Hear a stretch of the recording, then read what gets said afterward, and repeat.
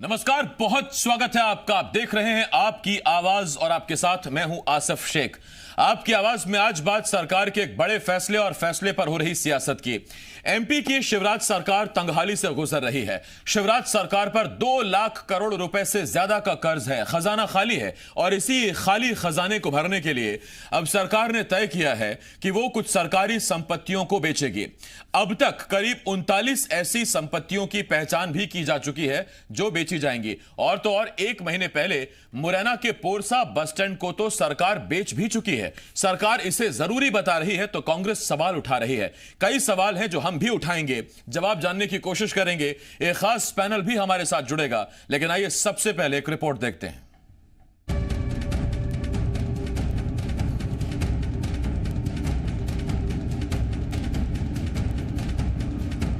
दो लाख करोड़ से भी ज्यादा के कर्ज में डूबी एमपी सरकार अब खाली खजाने को भरने के लिए सरकारी संपत्तियां बेचने जा रही है। जी हां, ठीक सुना आपने, और ये प्रक्रिया शुरू भी हो चुकी है। मुरैना के पोरसा बस स्टैंड को सरकार बेच चुकी है। ये नीलामी इतनी चुपचाप करा दी गई कि अंबा और पोरसा के अधिकारियों को भी इसकी भनक नहीं लगी। 12 जनवरी को भोपाल में ही ऑनलाइन नीलामी कर बेशकीमती जमीन को निर्माण समेत महज 16 करोड़ रुपए में बेच दिया गया। जिले से ये चाहा गया था कि उसका सीमांकन करके वैल्यूएशन बना के और भिजवा दिया जाए, तो हमारे यहाँ से वो जा चुकी है और भी क्वेरीज आई थी कि वहाँ पर सीमांकन करा के अतिक्रमण चिन्हित किया जाए, तो वो करा के हमने भेज दिया था। और संज्ञान में आया है कि वो ज़मीन वहाँ से नीलामी हो चुकी है, लेकिन अभी कोई ऑथेंटिक डॉक्यूमेंट नहीं है। इतना ही नहीं, सरकार ने अब तक कुल 39 ऐसी संपत्तियों की पहचान कर ली है जिन्हें एक एक करके बेचा जाएगा। इनमें कई संपत्तियां एमपी से बाहर भी मौजूद हैं, जिन पर या तो दबंगों ने कब्जा कर रखा है या फिर स्थानीय सरकारों ने। सरकारी संपत्तियों को बेचने की खबर मिलते ही कांग्रेस अब सरकार पर हमलावर हो गई है। कांग्रेस का कहना है कि शिवराज सरकार मोदी सरकार की तर्ज पर सब कुछ बेच देने पर आमादा है। मध्य प्रदेश के अंदर सारी सरकारी संपत्तियां बेचकर ये अपनी तिजोरी भरना चाहते हैं। तिजोरी सरकार की तो नहीं भरेगी, लेकिन भारतीय जनता पार्टी के नेताओं की जरूर भर जाएगी। भारतीय जनता पार्टी के नेता इस तरीके से भ्रष्टाचार कर रहे हैं कि सारी सरकारी जमीनों को, संपत्तियों को बेच बेच के अपनी जेब के अंदर पैसा डालने की कोशिश कर रहे हैं। कांग्रेस पार्टी इसको सफल नहीं होने देगी। कांग्रेस जहां सरकार को आड़े हाथों ले रही है, तो वहीं सरकार की तरफ से इस मामले में सफाई भी आई। सरकार का कहना है कि खजाना खाली नहीं है, बस फालतू पड़ी संपत्तियों को बेचकर उससे मिला पैसा जनहित में लगाया जाएगा। सरकार ने एक नया विभाग बनाया है जो शासकीय संपत्तियों का आकलन करेगा, देखेगा जो फालतू पड़ी है, देश के अन्य राज्यों में पड़ी है, उस पर कब्जा हो रहा है। लोग राज्य के अंदर भी है, प्राइम लोकेशन में है, जिस पे लोग रह रहे हैं, कब्जा कर रहे हैं, झुग्गियां बना रहे हैं, कुछ भी कर रहे हैं। ऐसी संपत्ति चिन्हित करके और यदि उस राशि का सदुपयोग हो सकता है तो उसकी बिडिंग की जाएगी, तब नीलामी की जाएगी और उसके बाद में जो सर्वोच्च नीलामी होगी वो राज्य शासन के कोष में जमा होगी। खास बात यह है कि पोरसा बस स्टैंड की नीलामी का स्थानीय लोग विरोध कर रहे हैं। उनका कहना है कि कम से कम 40 करोड़ रुपए की जमीन को सरकार ने सिर्फ 16 करोड़ रुपए में बेच दिया। अब सवाल यह है कि ऐसी नीलामी किस काम की, जिसके बारे में लोगों को पता ही नहीं चला। क्या ऐसा इसलिए किया गया ताकि बोली लगाने वाले कम लोग आए, या फिर इस नीलामी का विरोध न हो? और सवाल ये भी, क्या वाकई सरकार फालतू संपत्तियां बेच रही है, या फिर खाली खजाना भरने के लिए ही संपत्तियों को एक एक करके बेचा जाएगा? ब्यूरो रिपोर्ट, जी मीडिया।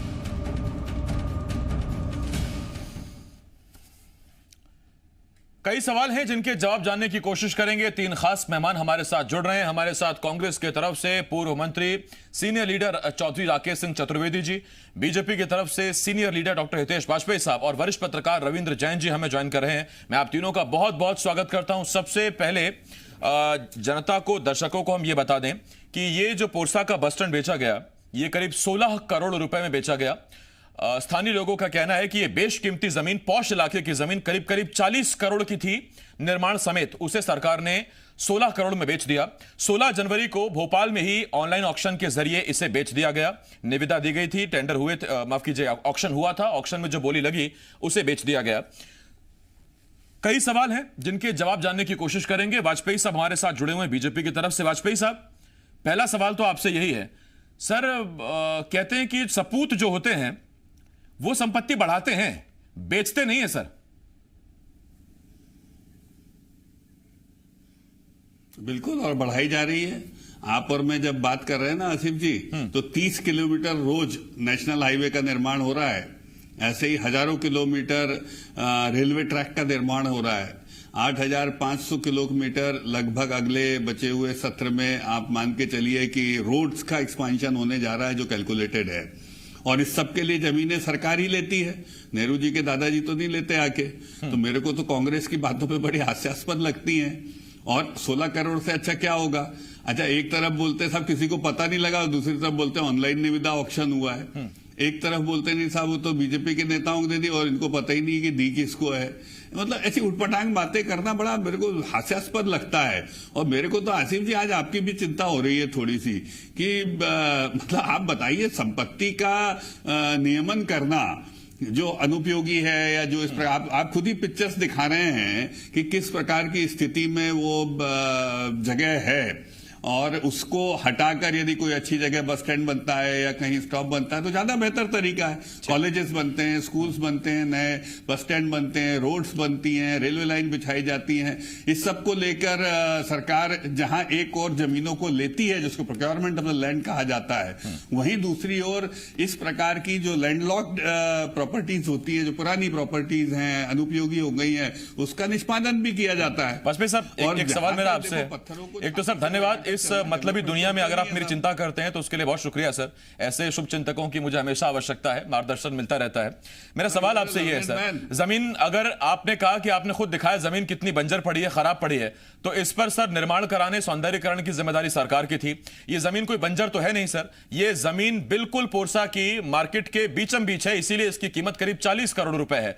तो उस पर बजाय उसके सौंदर्यीकरण, उसके आधुनिकीकरण के उसे बेच दिया गया। 40 करोड़ की जमीन 16 करोड़ में दे दी गई। और सर हितेश सर, इसमें लोगों का यह भी कहना है कि क्योंकि अभी नई जमीन चिन्हित नहीं की गई पोरसा बस स्टैंड के लिए, नतीजा सड़कों पर खड़ी हो रही बसें सर। नहीं, किसने कहा 40 करोड़ है? बुला के लाइए उसको, हम अभी देते हैं जमीन, दिलवाते हैं अभी उसको। नहीं, इसमें आप मुझे बता दीजिए सर किस दर से कितनी जमीन है, तो वो कितने में जानी चाहिए? सर एक ऑफसेट वैल्यू होती है। राकेश जी तो स्वयं मंत्री रहे हैं, रविंद्र जी का 25-30 साल से ऊपर हो गया आपको ये सब देखते हुए। ऐसे ऑक्शन नहीं हो जाता किसी भी चीज का, उसकी ऑफसेट वैल्यू वो कलेक्टर रेट से तय होती है। सरकारी प्रॉपर्टी की ऑफसेट वैल्यू उससे नीचे नहीं हो सकती है। फिर उसके बाद उसका बाकायदा ऑनलाइन, आपने खुद अपने पैकेज में कहा ऑक्शन हो रहा है, ऑनलाइन निविदाएं आ रही, तो ऐसा भी नहीं कोई गोपनीय गुपचुप तरीके से 3 लिफाफे लेके जैसे कांग्रेस में होता था कर दिया गया हो। तो मैं नहीं समझता कि इस प्रकार से उसको, और देखिए आप तो कांग्रेस से विषय लेके आप बंद कर दीजिए। मैं बता रहा हूं इन लोग पर कुछ है नहीं, ये लोग क्या कुछ भी पुछल्ला सुबह से छोड़ देते हैं और शाम को जबरदस्ती अपन लोगों का टाइम खराब करा देते हैं। उससे बेहतर और आलोचनात्मक बातें हैं जिसको किया जा सकता है। मैं ऐसा नहीं कहता कि सरकार के सामने विषय नहीं होते हैं, पर ये जो संपत्ति वाला विषय है पूरी तरह से बेकार है, तथ्यात्मक नहीं है और प्योरली पॉलिटिकल चर्चा है और कुछ भी नहीं है। आप सर अपनी बात रख सकते हैं, उसी तरह से अधिकार रविंद्र जी और चौधरी साहब को भी है। चौधरी साहब पहले मैं आपके पास आ रहा हूं, उसके बाद रविंद्र जी मैं आपकी बात सुनूंगा। चौधरी साहब मेरा सवाल आपसे यह है, सर सरकार 1952 के बाद से क्या बीजेपी की ही मध्य प्रदेश में रही है? क्या मध्य प्रदेश की सरकारी संपत्तियों पर जो बाहर, यहां मध्य प्रदेश में तो कब्जा होता ही है, तभी एंटी माफिया अभियान चलते हैं, बाहर जो हमारी संपत्तियां पड़ी हुई हैं राज्य सरकार की, प्रदेश की, उन पर कब्जा हो गया। बगल में महाराष्ट्र में दबंग तो छोड़िए, सरकार ने वहां गरीबों के लिए मकान बनवा दिए, आवास बनवा दिए। अब आप छुड़ा सके तो छुड़वा लीजिए।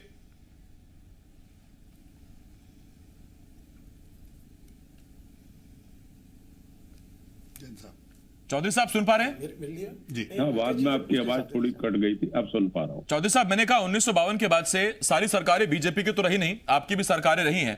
सरकारी जमीनों पर मध्य प्रदेश में तो दबंग कब्जा करते ही हैं, इसीलिए एंटी माफिया अभियान भी आजकल चल रहा है। आपने भी चलाया, सरकार भी चला रही है। लेकिन आलम तो यह है कि मध्य प्रदेश की संपत्तियां जो बाहरी राज्यों में भी हैं, दूसरे राज्यों में, बगल में महाराष्ट्र में हमारी संपत्ति पर गरीबों के लिए आवास खड़े कर दिए गए। अगर वो जमीन आप छुड़वा सके तो छुड़वा लीजिए, यह था मेरा सवाल। नहीं, आपका सवाल वाजिब है और सरकारी संपत्तियों पर कब्जा करने की ये पहले से रही है, लेकिन अगर राज्य सरकार की कोई जमीन महाराष्ट्र में है और कब्जा करके या वहां पे महाराष्ट्र सरकार ने मकान बना दिए, और सोता कौन रहा? जो 15 वर्षों से मध्य प्रदेश में शासन कर रहा है, सरकार है जिसकी, यानी कब्जा कराने वाले वही लोग हैं, वरना उन्हें संपत्ति की चिंता ही नहीं है मध्य प्रदेश। सर मैं एक चीज क्लियर कर दूं, इसकी गहरी डिटेल में अभी तक मुझे जानकारी नहीं मिली है कि ये पिछले 15 महीने में मकान बने या 15 साल में, इसीलिए मैंने दोनों को शामिल किया।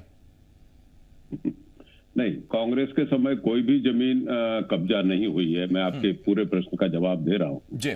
और ये जो कब्जा करके, अब मैं हितेश वाजपेयी साहब की बातों को थोड़ा सा, अगर आप इजाजत दें, 1 मिनट में कहना चाहता हूं जी। हितेश वाजपेयी साहब ने इस चर्चा को बिल्कुल बेवजह माना है, जबकि मेरा ये मानना है कि 8 करोड़ जनता की संपत्ति है और रीडेंसिफिकेशन, पुनः घनत्वीकरण, सरकारी जमीनों को बेच के खाने की ये प्रथा खत्म करनी पड़ेगी भारतीय जनता पार्टी सरकार को, भारतीय जनता पार्टी के लोगों को। जो सरकार जो संपत्ति शहरों के बीच में है, सरकारी पड़ी हुई है, उसको रीडेंसिफिकेशन में उसको आगे बढ़ाएं, सौंदर्यीकरण में। और यही मध्य प्रदेश सरकार की योजनाएं पहले थी, संपत्ति को बेचना, क्योंकि ये जमीन संपत्ति सरकार की नहीं रही कभी, ये किसी से एक्वायर की गई है, किसान से एक्वायर की गई है।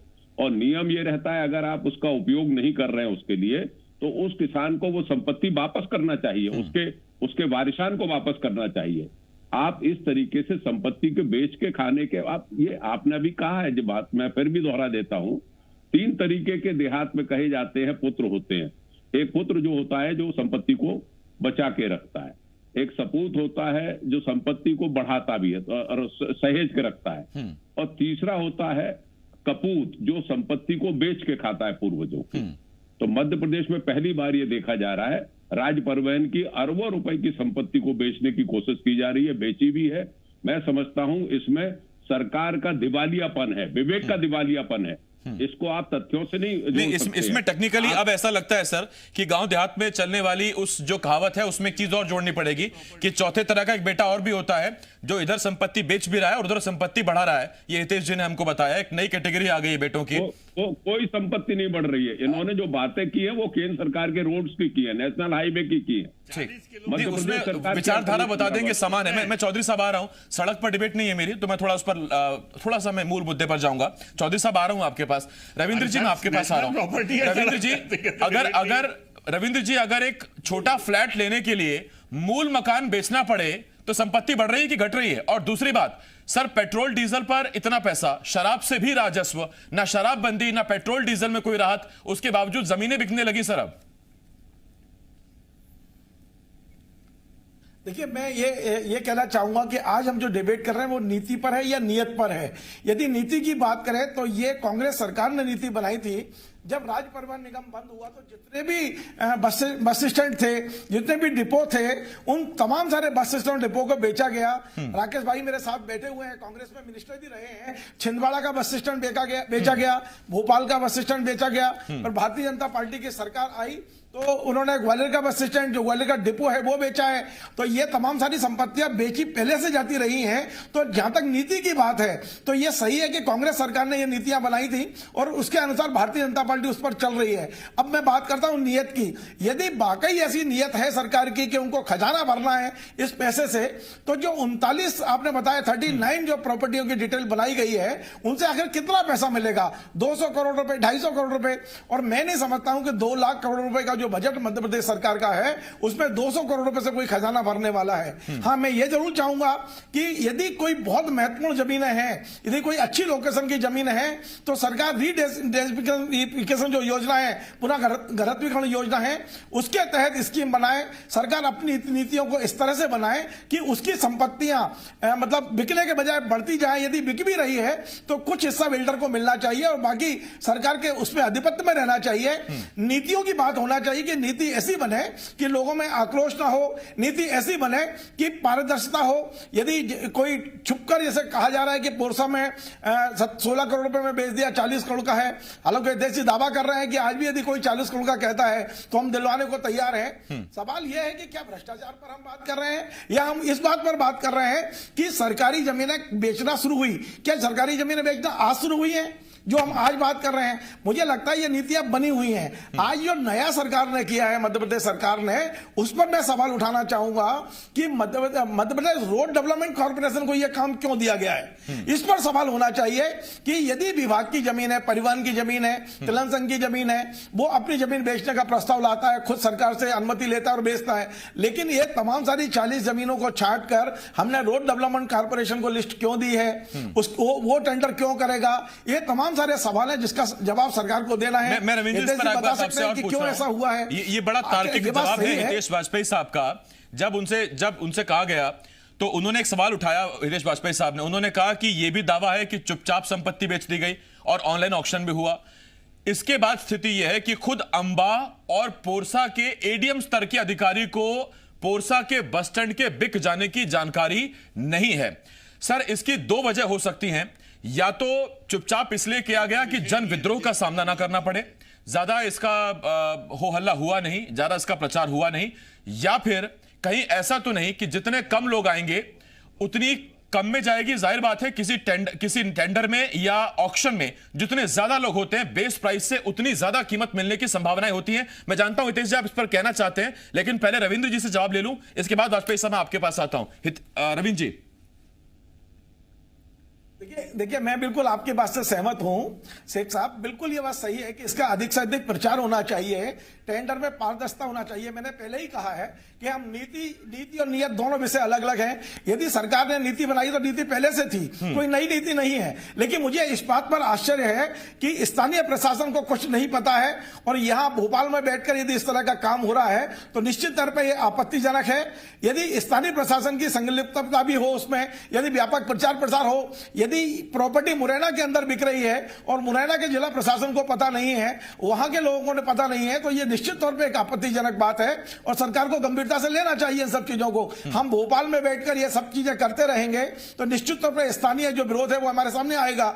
इसलिए ये बिल्कुल सही है, हितेश जी भी सहमत होंगे कि यदि कोई भी सरकारी प्रॉपर्टी बिक रही है तो उसके अंदर पारदर्शिता बहुत जरूरी है और स्थानीय प्रशासन की संलिप्तता भी होना चाहिए। मैं इस पर लौट रहा हूं आपके पास। हितेश जी, एक छोटा सवाल मैं आपसे पूछ रहा हूं, अब तक जानकारी नहीं मिली है, क्या आप बता सकते हैं ये 16 करोड़ रुपए का भुगतान किस संस्था, किस व्यक्ति ने किया है, और क्या वो मुरैना का है या कहीं और बाहर का है?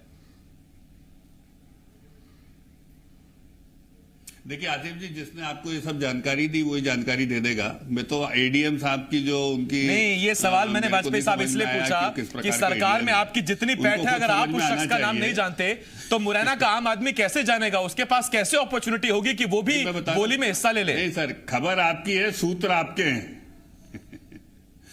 आसिफ जी, खबर आपकी है, सूत्र आपके हैं, कंधा आपका है, बंदूक आपकी है, तो गोली आपको भरनी पड़ेगी। ठीक है, मुझसे मत कराइए वो काम। दूसरी बात, जो एडीएम साहब की बाइट है वो बहुत अतार्किक बाइट है और बहुत अनुभवहीन तरीके से उन्होंने इस विषय को रखा है। जो प्रॉपर्टी उनकी है ही नहीं उसको बेचने की जानकारी उनको क्यों दी जाएगी? भाई आप अपने काम से काम रखो ना।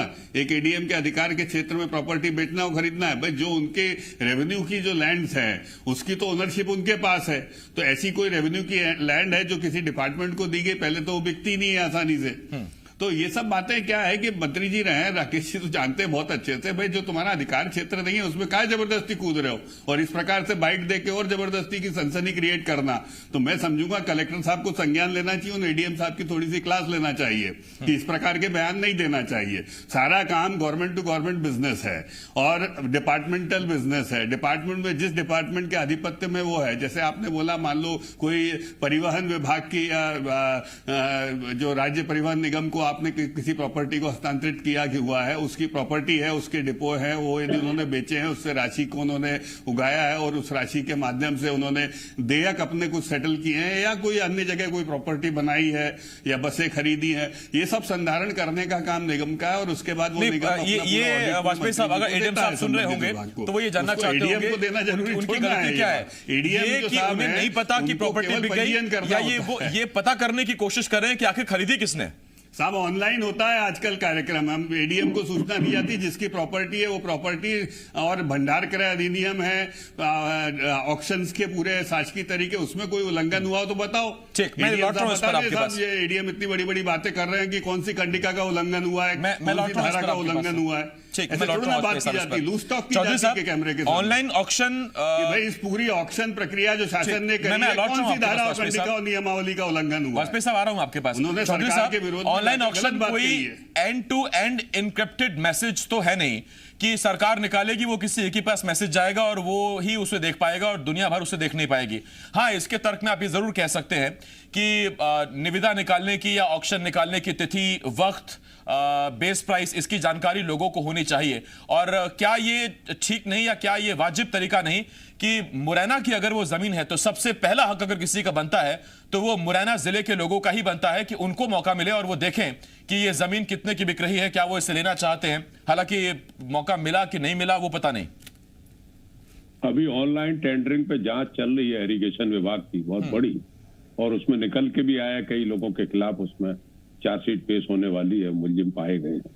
देखिए, कोई भी जमीन ऑक्शन होती है तो आपको नेशनल पेपर्स में, लोकल के पेपर्स में विज्ञप्ति जारी करना चाहिए, आवश्यक है। ऑनलाइन का मतलब ये नहीं है कि आम जनता को जानकारी नहीं हो और आप ऑनलाइन कर दें। मैं रविंद्र जैन साहब विद्वान व्यक्ति हैं, पत्रकार हैं, उनकी बात का एक रिप्लाई करना चाहता हूँ। आसिफ भाई, उन्होंने कहा है कि कांग्रेस के समय में नीति बनाई गई थी जमीन बेचने की। जी नहीं, ये संपत्तियां वो थी जो निगम मंडलों की थी, जो तिलहन संघ की थी, मध्य प्रदेश राज्य परिवहन की थी, और उस समय जब कर्मचारियों को वेतन देने के लिए पैसे नहीं थे तब ये पॉलिसी बनाई गई थी कि वो संपत्ति बेचकर उनको पैसे दिए जाए, उनको वीआरएस दिया जाए। आज मध्य प्रदेश में सरकारी, आप ऐसे तो अगर आप नियम बनाएंगे तो सरकारी कलेक्टेड बेच देंगे, पुरानी कोई भी पुलिस लाइन की जगह वो बेच देंगे आप। नहीं, ये उस समय कर्मचारियों के हित में लिया गया। राकेश जी, कलेक्टेड ऐसे बेचा नहीं जा सकता। राकेश जी, आप तो स्वयं मंत्री रहे साहब, ऐसी बात क्यों करते हैं? नहीं, मेरे पास थोड़ा वक्त कम है वाजपेयी साहब, एक बार सुन लीजिए नियम क्या कह रहे हैं। बिल्कुल, आपने बहुत अच्छी बात कही है। नियमों को छोड़कर थोड़ा ना कोई कुछ कर देगा। आप तो सब मैं लौट रहा हूं वाजपेयी साहब, आपके पास लौट रहा हूं। चौधरी साहब, मेरे पास वक्त कम है, आप बात पूरी कर लीजिए। शासन की प्रक्रिया में त्रुटि बता दीजिए साहब। कौआ कान ले गया, ऑनलाइन ठीक से नहीं आ रहा। भाई क्या ठीक नहीं हुआ ऑनलाइन में, बताइए ना। विज्ञप्ति नहीं दी गई तो बताइए। सुन लीजिए वाजपेयी साहब की वो कौआ कान ले गया तो उसमें क्या दिक्कत है, सुन लीजिए एक बार। सर, मैं लौट रहा हूं आपके पास। हवा में बात करके थोड़ा सा कुछ चार्ज खड़ा हो पाएगा साहब। आसिफ भाई, ये अपना समय दुखद है, हवा में चार्ज खड़ा हो रहा है। मैं तो चाहूंगा कलेक्टर मुरैना संज्ञान लें इसका और एडीएम से भी जवाब तलब करें। हवा में ऐसी बात कैसे कर दी? आपने एक बार कह दिया, कलेक्टर साहब सुन लेंगे सर। पे उंगली उठाना कोई अच्छी बात है? मैं लौट रहा हूं वाजपेयी साहब। चौधरी साहब नहीं सुनेंगे साहब, आपकी सुनेंगे।